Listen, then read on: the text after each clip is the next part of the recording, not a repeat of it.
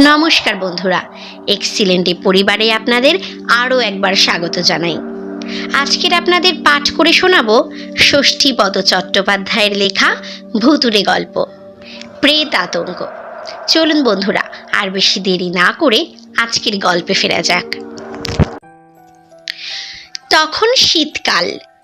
কোনো এক ছুটির দুপুরে আমি নবনির্মিত দোতলার ঘরে শুয়ে পত্রপত্রিকার পাতা উল্টাচ্ছি। এমন সময় আমার এক বন্ধু তারক এসে বলল, এই দেখ, এটা দেখেছিস, আজকের কাগজে বেরিয়েছে। আমি চেয়ে দেখলাম।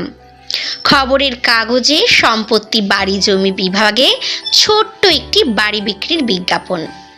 বিজ্ঞাপনের হেডিং হচ্ছে ভুতুড়ে বাড়ি।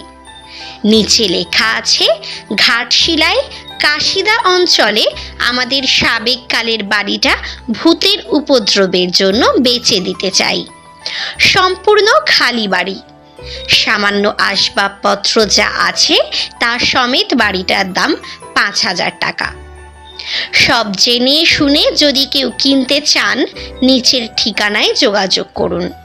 আজ থেকে বছর 30 আগে যে সময়কার কথা বলছি, তখন 5,000 টাকার দাম ছিল অনেক। কাজেই 5,000-এ যখন বাড়িটা বিক্রি হচ্ছে, তখন নিশ্চয়ই বেশ বড় বাড়ি।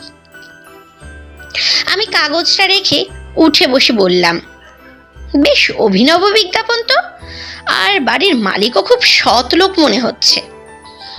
কেননা তিনি যখন সব কিছু জানিয়েই বাড়িটা বিক্রি করছেন, তখন নিশ্চয়ই কোনো জোচ্চুরি বুদ্ধি তার নেই।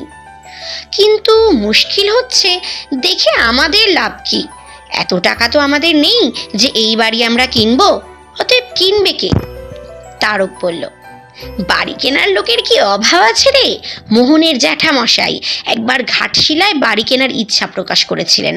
এখন বিজ্ঞাপনটা তাকে দেখালে নিশ্চয়ই তিনি রাজি হয়ে যাবেন। আর ভৌতিক ব্যাপার স্যাপার যেগুলো, সেগুলো তাকে যুক্তি তর্ক দিয়ে নস্যাৎ করিয়ে দিলেই হবে।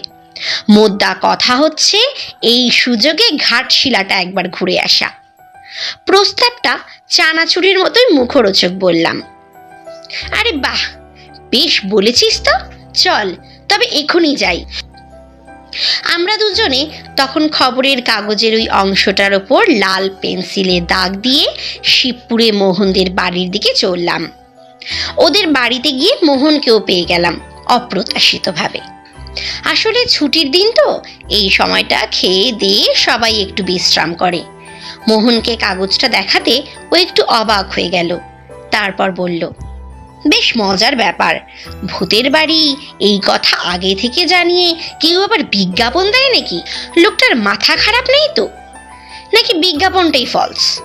তারক বলল, দেখ মোহন, এটা যখন বিজ্ঞাপন তখন ফলস এটা কিছুতেই নয়।